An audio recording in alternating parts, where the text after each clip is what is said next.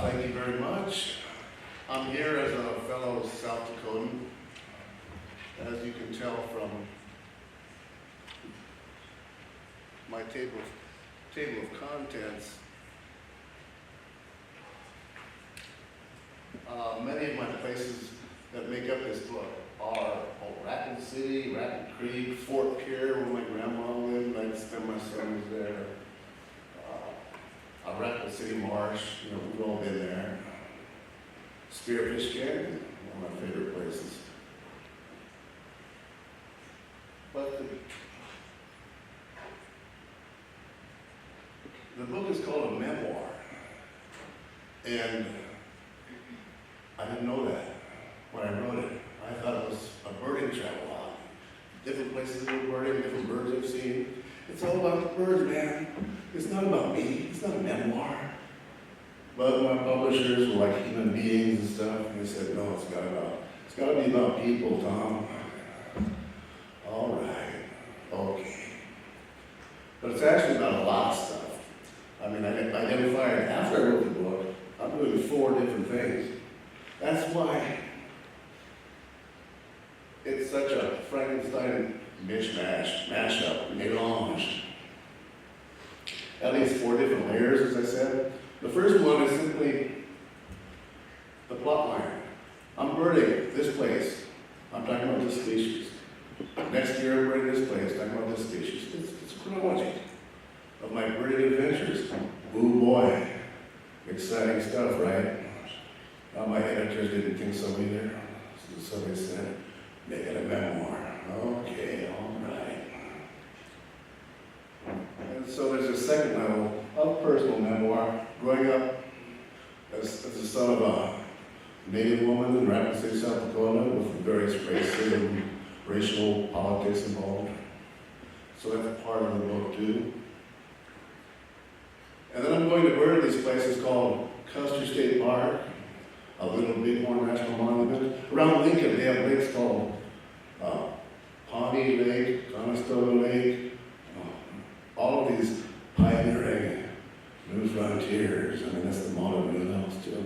And so, as I'm birding these places, I'm haunted by this 19th century history of the Indian Wars, etc. And then finally, the 4th level, the lowest level, is the ecological, the real, the land, other species themselves, the non-human. And that's really the hardest to represent in human discourse, without projecting, without assuming our own homocentric values upon the non-human life forms. And so that's all the weird stuff going on in the book.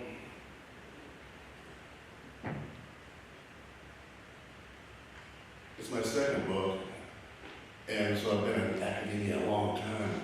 I finally afforded a camera and started photographing birds too. And so each of my excerpts will be accompanied by one of my photographs. Great horned owl. I took that about 40 miles west of Lincoln. It's like the primordial bird that really got me into birding. And so the very first chapter is called Waiting on Glasses. It's called March 1965, Piss Hill. That's the first hill. When you get to the Black Hills just outside of Rapid City, we walked by this chain link fence, my brothers and I. And so, it may have all begun when my best friend in the 4th grade asked me, do you know that your mom's a squaw? That's the moment I began my retreat from the cruel racial politics of western South Dakota by taking weekend birding excursions to the dark pine hills just on the edge of town. A Sodak Huck Finn with a lot more personal baggage.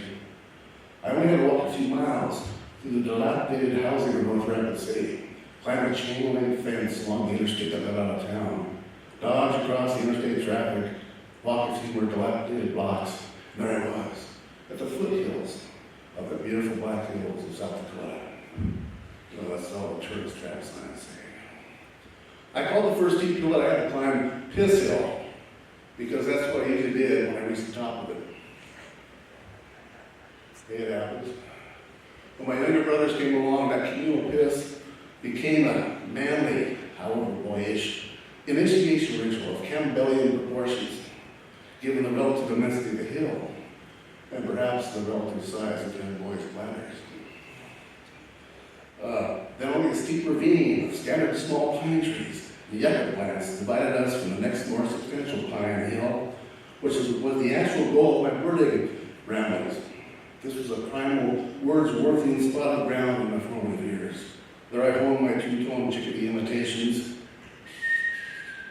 a whistle fall, a whole tone, and saw and heard for the first time a good majority of the bird species that made up the first 50 birds or so on my life list. This was my home away from a troubled home, where I could negotiate and navigate the contents of my grade schooler consciousness, where I could map some order and reason onto my experiential universe. I needed something outside, less human maybe. Here I was beyond human borders and definitions and racial epithets. You know your mom is squaw? No, I didn't want to know that. Maybe I was avoiding that self-recognition when I became that avid fourth-grade birder.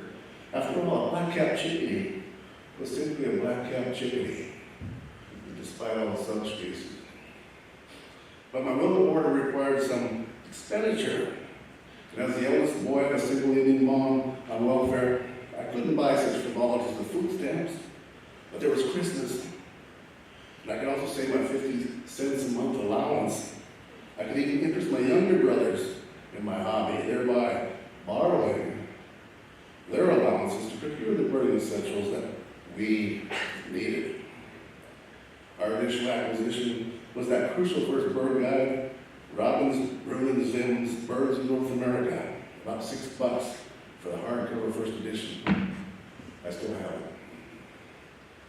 I gave it to my first wife for a while, but then she left me, so I took it back. It happens.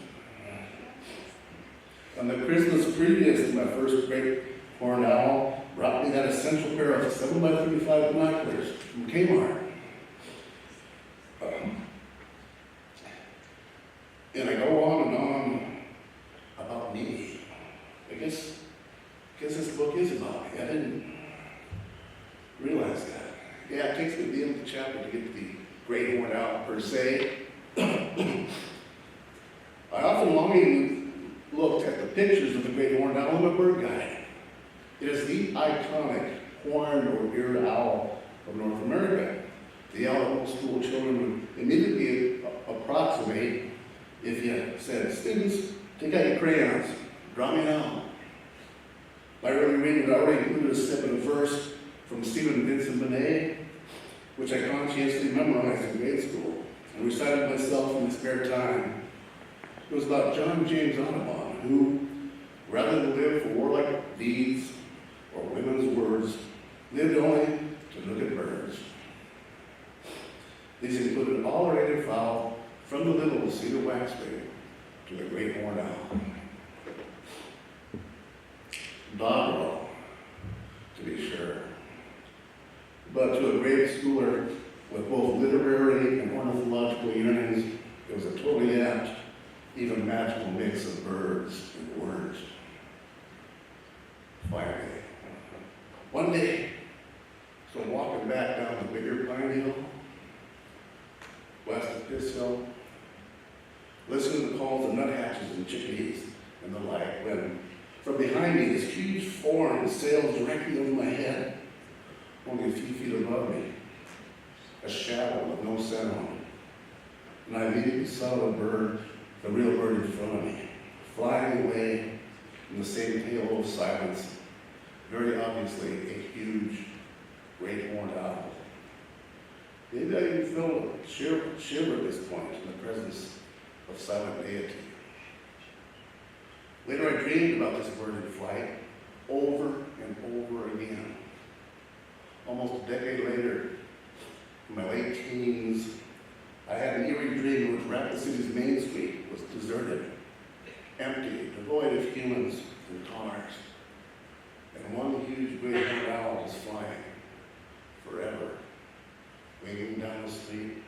wings spread, almost as wide as the street, silently.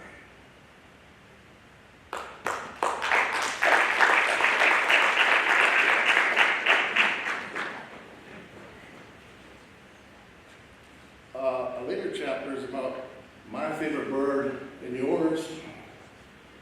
Not to assume too much. The western meadowlark. Above all, I'm not a bird watcher. I'm a bird listener. I identify 90% of the bird via sound, and bird song is my favorite.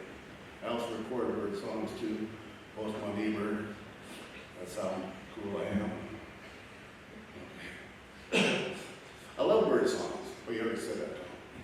Nowadays, I identify probably 90%, and said this too, of the birds by ear before I see them, if I ever do see them. In this regard, birder is the much preferable term to the older bird watcher, because I've been more of a bird listener for most of my life. But the term bird watcher is also traditionally connoted some little old lady in tennis shoes haunting the city park is another huge strike against it.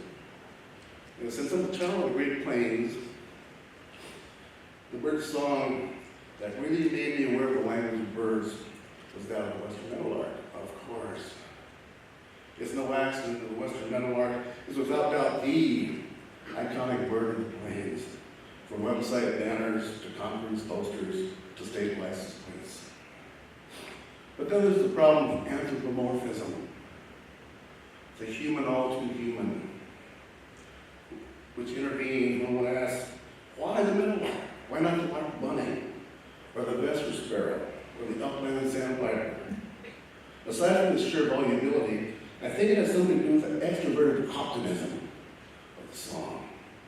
How many can claim that the adjective ebullient should be part of any bird guide's textual description of this species' vocal stylings? One of my old journal entries even hyperbolically refers to the bird's Dionysian flute. Oh, please. An even older journal entry, 4/28/88. Meadowlarks and mourning doves singing outside. This is Belfort, South Dakota, by the way. Joy and sorrow incarnate. Ick. The mourning dove says, oh no, more woe. Please don't. The male of the western meadowlark exclaims his flute-like warble, and is inevitably answered by a long chatter rattle from the female. So I wrote in 1988. This is pretty much thoroughly human projected bullshit, of course. An erasure of the real bird via long-time human bipolar discourse of tragedy versus comedy, of depression versus manic bliss. And straight from the 19th century romantic playbook, in which various birds become mere master tropes for both melancholia and mania. A script that Thoreau is simply rehearsing when he claimed that the Eastern Screech Owl says, oh, that I had never been born. I'm sure that's what the Screech Owl is saying. This chapter goes on and on. Let me end with college. I teach college.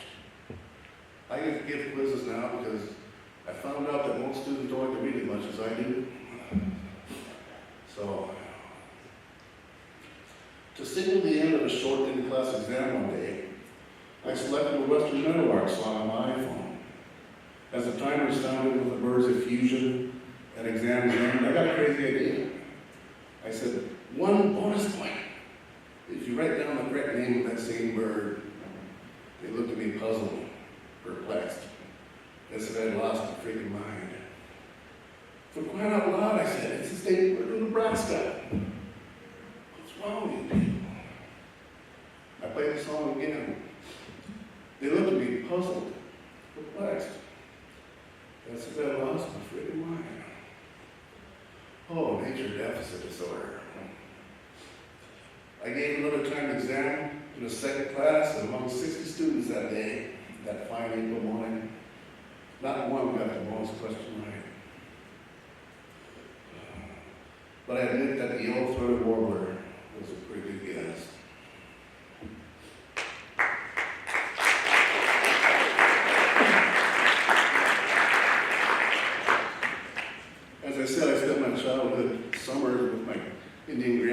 Fort Pier. And one summer, my first hearing of and seeing the cranes flying up to Missouri.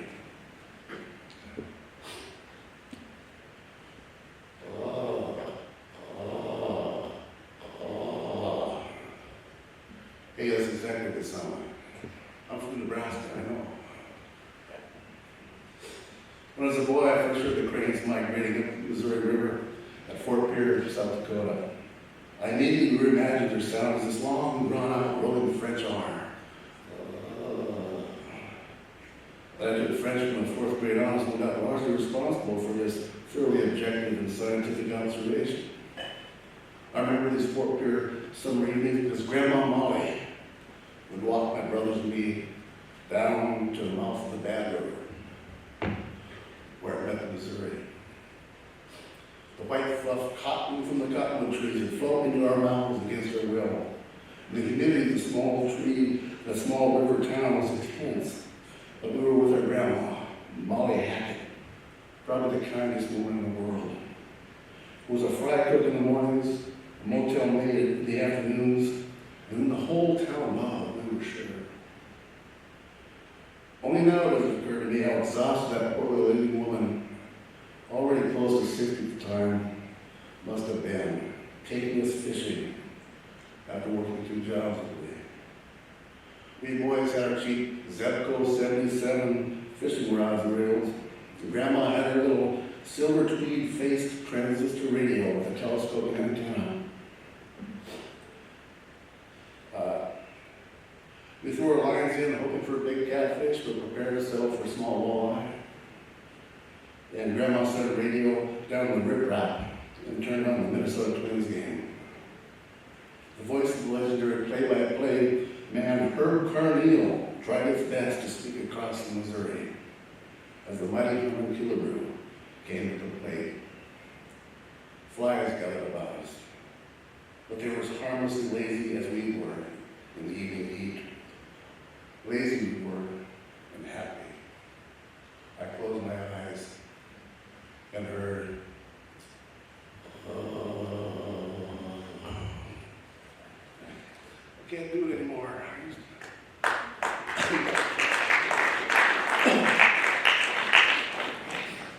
I used to do it good. Sand Hill crane, I'm not happy.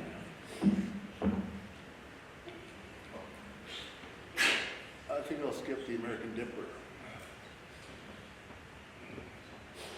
Common Nighthawk. That's not my photograph. I've got bad photographs. While this is a painting of a common nighthawk. You've seen them flying over roofs in town in the summer.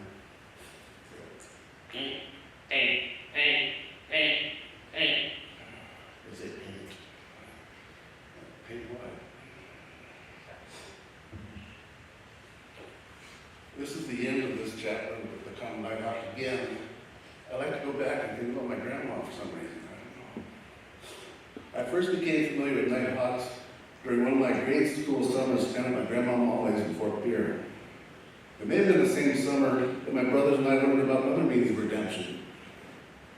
After we cashed in our empty pop bottles for a nickel at the mom and pop's butcher shop downtown, our boyish curiosity led to the discovery that these empties soon reappeared out behind the store, accessible by now, and easily retrievable through an ill-crafted chicken wire fence if a boy's hands were small and curious enough. Yes, I'm admitting to a crime. Yes, Grandma wondered on several occasions how the Gannon boys got so sugared up on the $1 she gave us for spending money that day. Blocks south of the store, across the street from the Fort Pier National Bank clock that read 2 minutes after 11 for probably as long as even Grandma could remember, was a laundromat. A modernist marvel in a remote 1960s small town. And there we young, curious entrepreneurs discovered that chewed-up gum on the end of a long stick could retrieve the quarters that patrons had fumbled and dropped behind the parallel rows of washing machines. I suspect that we were that mom and pop store's most favorite customers that summer. The laundromat is a flat roof building, and so this is where the nighthawks come in. Since they learned in the last century or so of evolution that sun-baked flat roofs hatch their eggs just as aggressively as the bare ground did. Above the laundromat then were 4 or 5 nighthawks, fly catching, in an almost lolling fashion. You see them spitting their nasal metallic calls all the slow summer long. There's something iconic, even prototypically Great Plains about nighthawk in flight. An erratic, seemingly haphazard flight overhead, not unlike a mutant chimney swift. And the wings, long and thin and bent at the elbows, with a discrete white stripe towards the end of each wing. I've seen them weaving and heard them painting through the 4th of July small-town fireworks as the people ignored the true glory of their absolute birdness, watching the damn fireworks. However, I never did hear the farting courtship flight during those young summers in Fort Meade. I suspect now they did that on the bus to the west of town. The earlier part of the essay talks about when they come down in their mating flight, the male goes right before it hits the ground. I'm glad I didn't know about that when I was that age, because what a distraction that would have been to a pack of young, curious, and yes, giggly boys. That memory remains relatively untainted, nostalgic, romanticized, of another warm and lazy Fort Pierce summer at Grandma's, with empty pop bottles twice redeemed, of nighthawks within the laundromat.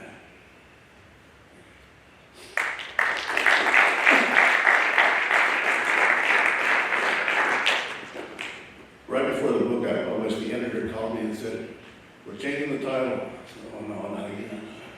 We're going to call it Nighthawks of the Laundromat." Okay. I said yes for about 2 weeks, and then said, "No, it's too poetic. I can't handle it."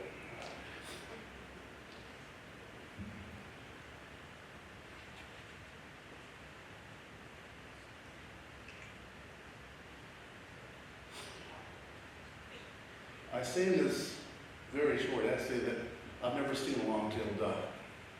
Well, I have, since I wrote this essay, this chapter, thanks to Yankton, South Dakota. Cabin's going down. Long-tailed duck. Thank you.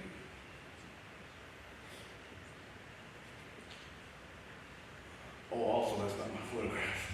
It's another painting. I've got photographs of them at Lake Yankton and Lewis and Clark Lake. The long-tailed duck used to be called the old squaw. Yep, that was its official, long-time name, and all the bird guides and ornithological tomes, all of my bird guides, through 30 years. The ornithologists recently changed the name for obvious reasons. Squaw is perhaps the most pejorative word arrow applied to Indians. The closest thing to the N-word in its intensely hurtful, racist, and sexist vitriol.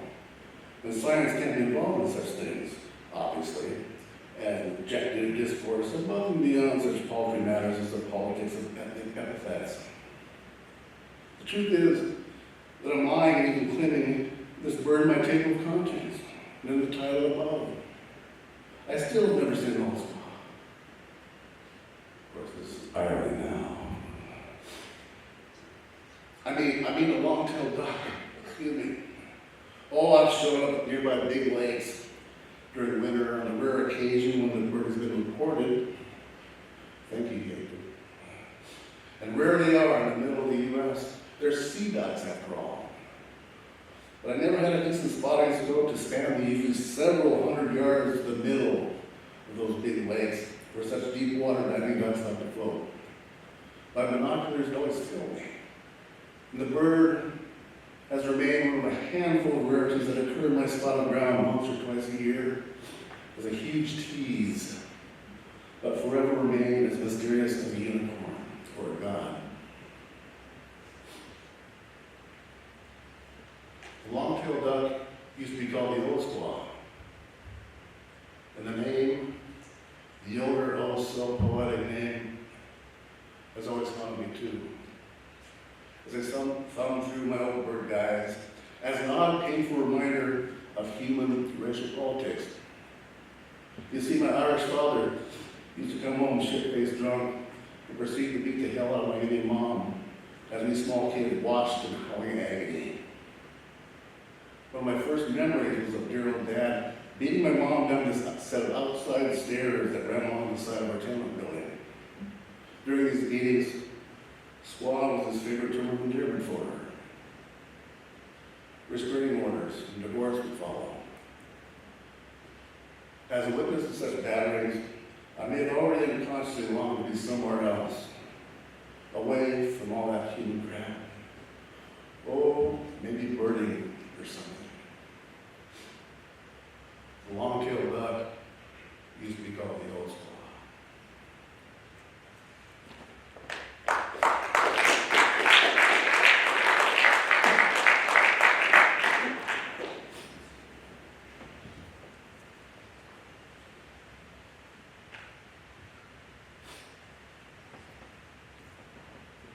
Yes, that's my photo of a white stork.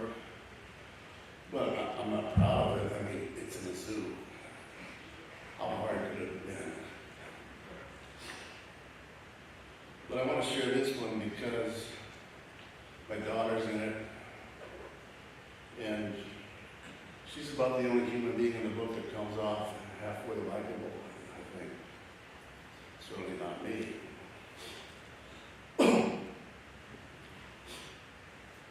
The Folsom Children's Zoo in Lincoln, Nebraska served as one of the avian highlights of my too little time I spent with my daughter as she was growing up. In town for a week to visit her dear old dad, she enjoyed the zoo visit for two main reasons. The first, she loved those tiny monkeys, the pygmy marmosets. I recall her exclaiming, "Oh, they're so cute!" over and over, holding her palms over her mouth in pure preteen glee. And this was just as I expected from a girl raised into the social norm of a Disney-fied oohing and awing over tiny mammals with large, near-baby human eyes. The same little girl who, when I once offhandedly during a walk said, "Hush up, Sparrow," she exclaimed, "But Daddy, they can't help it. They're birds." The second was when Emma's initial feelings of shock and dismay were replaced by a squeal of ever-increasing delight as she watched a European white stork playing with a ground squirrel. Almost nonchalantly, this bird right here, in fact. The large white bird caught the rodent in its bill as it ran by, then speared at it for a minute or so, then swished it around in a conveniently located water dish, and then, then the bird rather agonizingly repeated the spearing and swishing cycle several times, as if performing the long, tried-and-true routine of some jaded old washroom woman. Then this proverbial winged deliverer of Euro babies, with a rapid back thrust of its head, gulped the Chippendale meal down in a flash. Touching my arm, but not taking her eyes off the bird, Emma said in a low, slow, reverent voice, "Daddy, that's the coolest thing I've ever seen." Now, this was not what I expected from a young adorer of cuddly little marmosets. And it seemed that there was a strange, a new dark twinkle in Emma's eye, indicative of an incipient awareness and acceptance of a Darwinian stork-eat chipmunk world, of some sadomasochistic cosmos in which the animals of Disney are unveiled as wretchedly misleading, all too human simulations. This is the same girl who had written me a year or two earlier.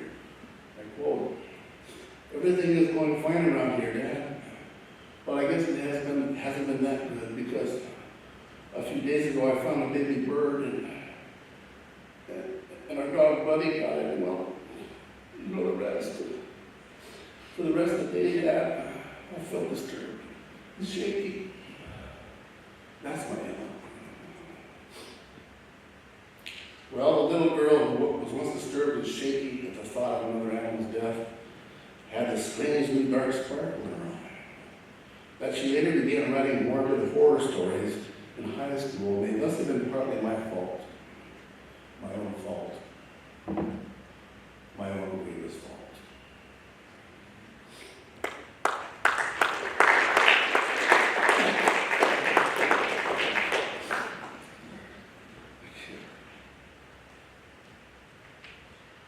Oh, the return of Emma.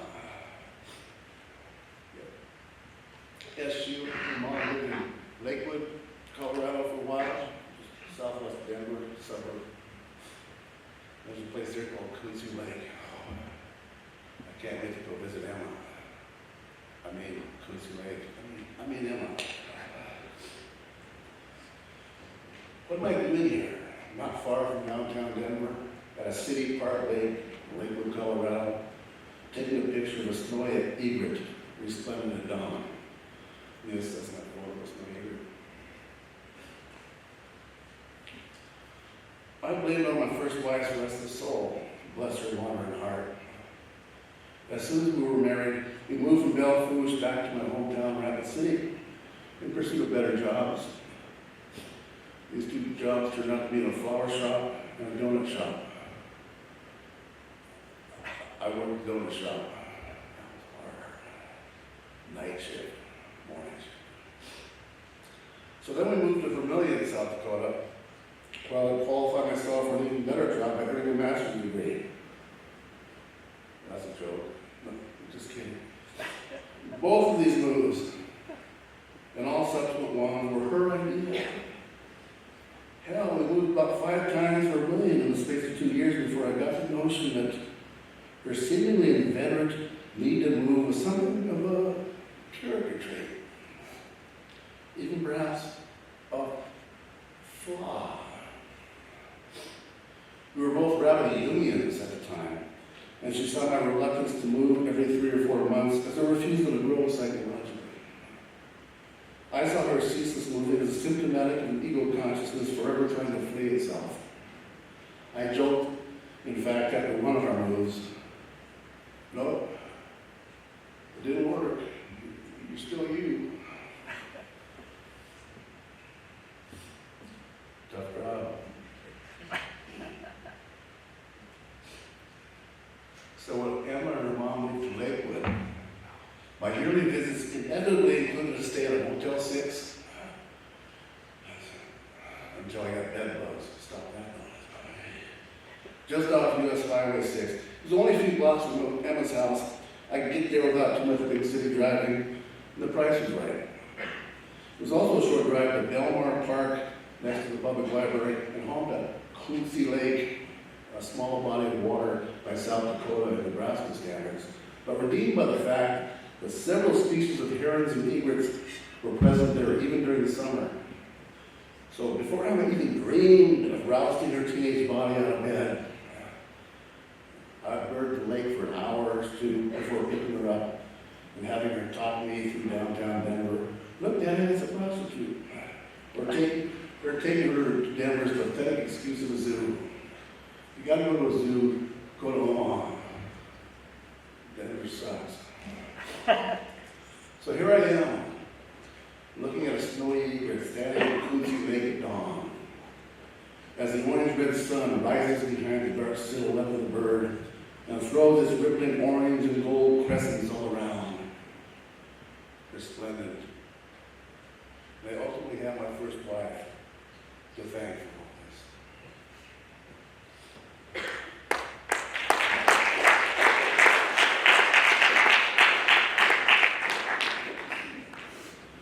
You have a first wife too.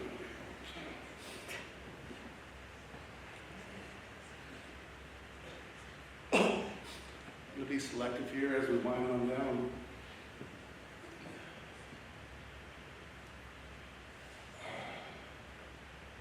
To the birds that I spent over a decade waiting to see for the first time, whooping crane,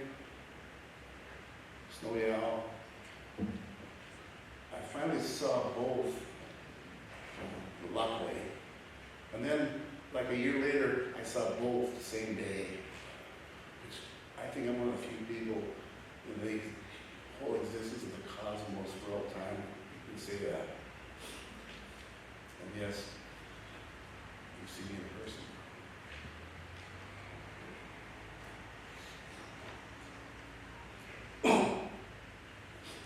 That was supposed to be a joke.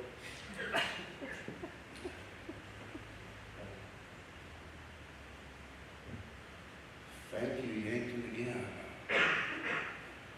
I'm not going to read the part where I actually see the snowy owl, but guess where I saw it? Lewis and Clark Lake, right along the riprap. My first snowy owl. I took 20 5-star pictures. One of the highlights of my existence. Yes, that's how pathetic I am. My December 2011 raptor count in earlier session was incomplete. You remember what I read? 27 red-tailed hawks, 20 bald eagles, 7 American kestrels, 5 northern harriers, 5 rough-legged hawks, 1 prairie falcon, 1 ferruginous hawk. I forgot to add 0 snowy owls. Again. Yes, I struck out on the never-yet-seen snowy owl. It had become this mythic bird for me, the true god and reason for the season, the real impetus for any winter road trip, each one of which inevitably ended with snowy owls 0. But let me just say that on that trip, I never noticed so many white plastic baggies littering our fine fields and roadsides in my whole life. At several winter nadir points of frustration in this regard, I considered resorting to phenomenological birding. Quote, in the process of scanning the horizon as I drove a dirt county road, I thought for at least 1 second that an interesting clump of snow might be a snowy owl. Therefore it was. It's a joke about phenomenology. I know you all came out here today to hear one. I've also long and frequently lamented, why isn't my next snowy owl, my next lifer a snowy owl or a whooping crane? Of course, ironically, I would see both on the same day later on. I did not know that. How come every new species I get is a bird that no one else, that is, no normal, non-birding fanatic person, had ever heard of? I mean, crime, I could start just making them up. Yeah, I saw a ruby-headed prothonotary godwit the other day. Quite the sight. No, you wouldn't know it. They're pretty dang obscure.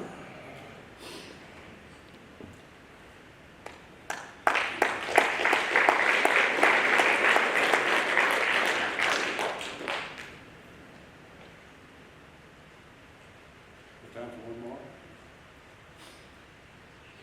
Let me finish then with one of the last chapters, Red-tailed hawk.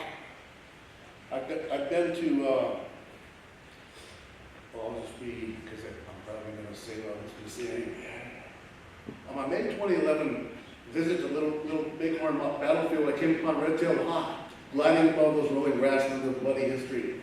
Instead of soaring farther and further away, as is usually the case, it flew toward me, then right to me, finally hovering over my car for a good while, flapping and flapping, as if, oh, I tingled, as if to say, we are still here. I didn't know at the time whether the bird meant avian raptors or human natives or both. This uncertainty, no doubt, contributed to the uncanny tingle. On my long drive home to Lincoln, I decided that I had to return someday to the site, and to that site. In May 2018 then, the place seems even more full of tourists. I returned the second time for another red-tailed hawk, I think, I hope, or for a similar avian message, for perhaps just a little healing for my lifelong bitterness towards Indian boarding school and all it stood for. My lifelong bitterness towards my abusive and then absent Irish dad, towards, well, the whole works. Yes, I'm thinking, expecting this heavy, joisting epiphany, but there is no red-tailed hawk, no cool, ornithic icon to serve as a synchronistic Rorschach test for my welling up emotions. As you may well guess by now, I'm also so busy looking for first of the years, because I'm sick in the head, especially brewer sparrow, if you must know, that I may not have been, one might say, entirely in the proper spirit in Wordsworth's blessed mood of quietude. Worse yet, I also struck out on first of the years. In a way then, the red-tailed hawk in the title of this section is really a lacuna, a lack. The bird never shows. The epiphany never happens. I did hear about 25 Western memoirs, and imagine these birds' ancestors singing the same song before the coming of Custer, reading the coming of the Lakota. Through all this human racial politics bullshit, the real goes on. The alien abides. My drive out of the memorial, I see a bunch of tourists sitting outside on fold-up chairs, listening to a park employees talking the history of the site. I see that he is native, and I smile a little inside. A lark sparrow forages in the grass nearby, unperturbed. 3 cedar waxwings whistle their sibilants from the pines right next to the chairs. And I wish I had ended this essay with that very line. Thank you very much for your time.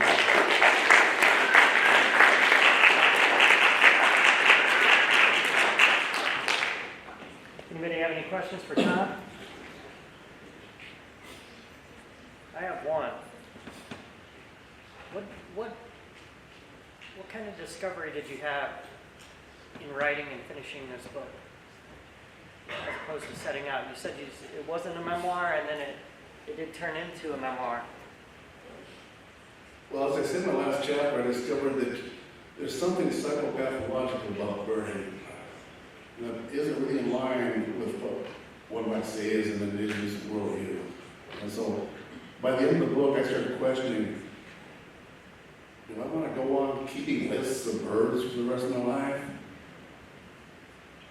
Of course, I was at Yankton Lake this morning making yet another list, so I didn't learn my lesson at all. But I would also say that I learned after writing the book that this book is actually about my mom. The 2 or 3 chapters in which she's present and central, and I wrote this book unconsciously as a tribute to her. And so, and I know, ironically, uncannily, I had to wait for her to die to even write this book. And I didn't realize that until I finished it. So I mean, that's a great question. There's so many answers I could give. Those are 2 of them. I also learned that I missed my daughter a whole bunch. Yes, sir. So, that was a good craft question. I have a stupid birding question. There are no stupid birding questions. Is there something, what would you suggest we keep our eye out for or our ear out for around here? Like, what is your favorite thing around here? Well, it's almost over. I mean, the best time is the winter months and early spring, out at the lake and the dam. Different rare ducks, different rare gulls. Yeah, I missed the boat. We've all missed the boat. It's the winter time. There's always next year. Yeah. Well, and of course, I mean, I'm sure all of you are jaded about it, but of course, in the winter, go up there and count 50 bald eagles in the trees across the river. What a sight. Most people won't get to witness that. I think it's much more majestic than 20,000 cranes in a freaking Nebraska cornfield. I'm tired of those. Great question.